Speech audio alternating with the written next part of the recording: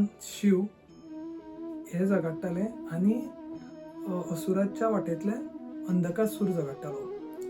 हेंचे मल्ल युद्ध चालू आसले. ह्या मल्ल युद्ध चालू आसतना तेंच्या दोगांच्या घामाचो थेंब जमनीर पडलो. त्या घामाच्या थेंबांतल्यान एक महाभूत, एक मॉन्स्टर निर्माण जालो.